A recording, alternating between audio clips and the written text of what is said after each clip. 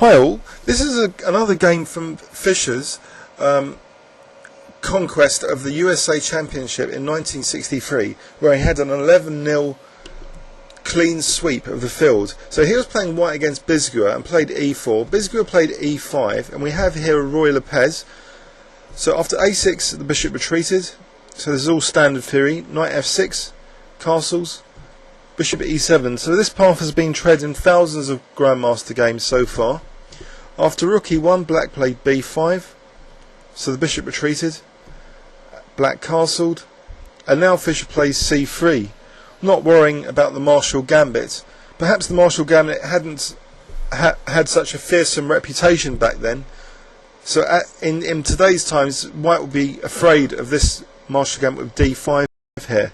But anyway, black played d6 and white played h3. Now black plays knight a5. I believe the closed brow is if the black retreats the knight to b8 to reroute it, say, to d7 and allow bishop b7. So in this game it's a different plan by black, clamping down on this d4 square. White played d4 anyway, and after queen c7 white played knight bd2. So the knight classically heads for, say, f1, and then it might go to either g3 or e3. From e3 it would eye the d5 square or the f5 square. g3 is more committal, just eyeing the f5 square. So in this game we see actually here an interesting move now by Fischer, slightly controversial perhaps. Instead of playing d5, which would close the centre, he kept that d5 square available for an outpost later, but the price of doing so was to have a symmetrical kind of pawn structure. He played d takes c5. Often symmetrical pawn structures reduce the winning chances, but here Fischer's got a particular idea in mind which worked out exceptionally well. That d5 square for a peace outpost was underestimated by the opponent. In particular, after we see g3 to stop perhaps knight f4 and black playing g6,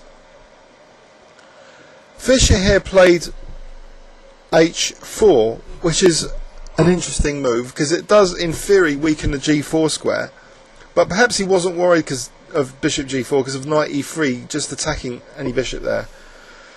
So another idea of h4 might be to try and exchange off dark squared bishops in the future with bishop g5. Black played bishop e6 though here, threatening perhaps bishop c4 now, and Fischer now played knight e3, so he's protecting c4, and he's actually blocked in his bishop, so there's no more bishop g5 at the moment. Black, though, might have been a bit wary of white playing knight g5, so a weakness was created now. Black played f6, and this weakness weakened this diagonal a bit, as you see here. And here we see a great pawn sacrifice, and the idea of it is to exploit this diagonal, but subtly. Let's see if black had taken this pesky knight and then just tried to win a pawn. So what would be the problem here for black? The problem is this diagonal, but not because of bishop b3, because if bishop b3 then black just plays c4. The problem is actually more subtle. It's actually a4. So let's have a look at this a4 move. What would black have done? If, let's say, rook b8, then now c4, and this is bad for black. Say b takes c4, queen takes c4, but rook d8, then white's winning the exchange because of this nasty pin on the king. But let's see that instead of that, say rook d8, and then white just wins the b5 pawn, and is that a big deal? Let's say knight d4, queen c4 check. The queen's potentially getting a dangerous square on f7 if the black king goes to h8. So let's say king g7. The problem with this is that this knight can't go back to g7 now, and we can see that this is a problem in some variations. Say knight takes d4, rook takes d4, and now queen e2. White might be threatening, believe it or not, g4 in some variations. For example, if black's too casual and played say rook back to d8, now g4 would be winning a piece because of this pressure on the e-file. Knight f4 takes queen takes e7. So black's getting a bit tied in knots in this variation because of this diagonal weakness has caused some issues. Let's say king h8, knight takes, rook takes, queen f7. This is dangerous for black as well. Say bishop h6 here. So you can see that the black king's been indirectly exposed by this queenside play. So in the game, after knight d5, Bisguier just avoided all this. He played just queen b7, and Fischer just took that dark squared bishop and played knight h2. So the knight here retreated to g7, and after knight g4, black played c4. So it gains a little bit of space and gives black's queens access to c5. Fischer just targeted f6 though here, encouraging black to give up the light squared bishop, thinking it wouldn't be such a big deal because after all the knight can now reroute, so the knights are more central. But white has some attacking pressure on the king side, and this pawn is potentially very dangerous in a lot of variations, especially now with the rook being able to swing to h1. So g5 was played, and after bishop e3, black played a very clever tactical move here, but it was quite harmless because after knight f4 check, white doesn't have to take that, and after ge faced rook g8. Instead, white just played king h2, and black now played quite controversially. Instead of moving the knight back, just played knight d3, and after bishop takes d3, perhaps rook takes d3 would have been much more prudent to play. Black committed a pawn to d3 where it could easily be doubled up against.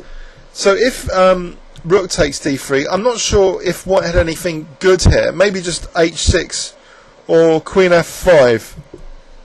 But in the game, this is a big commitment to have this pawn here, because Fischer now just doubled on the pawn. And after knight a5, Fischer secured the c4 square, not worrying about weakening this pawn. And black played a major blunder here. The idea is just misconceived of protecting that pawn with the queen, because after rook ad1, there's a subtle threat which was completely missed by black, that after rook e8, can you see this tactic? I'll give you 5 seconds. 5, 4, 3, 2, 1. Fischer played rook takes d3, because after queen takes d3, not rook takes d3, but in fact queen takes d7, and black's got a massive advantage, and Bisguier just resigned here. So it all went horribly wrong with black going for that d3 pawn, which was a big liability. Let's have a look in conclusion and summary at this game.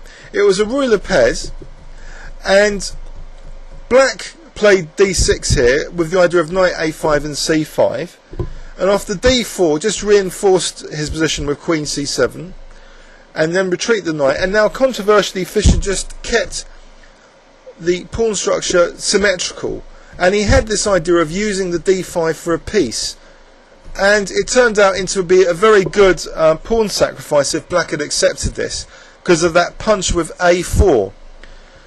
But actually after this sequence, black had some pressure on the king side to deal with, and panicked a little bit perhaps with this idea of knight d3 and capturing with the pawn. So maybe rook takes d3 would have been better, but black captured with the pawn, which gave Fischer a clear target for tactics now on that pawn, and just to pick up that pawn. And this was the end, basically. Rook takes d3. So let's quickly look at the final position. If queen takes d7, rook takes d7, what can black do here? Say rook e6. White's got a very big advantage now, with just either h6, perhaps creating a very dangerous pawn. Say knight c6, rook c7, king g8, bishop c5, say. And white has that fantastic rook on the 7th, and black's got very few moves, and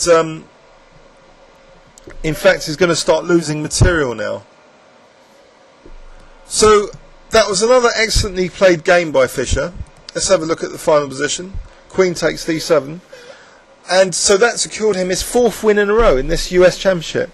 Hope you enjoyed it, and see you on YouTube.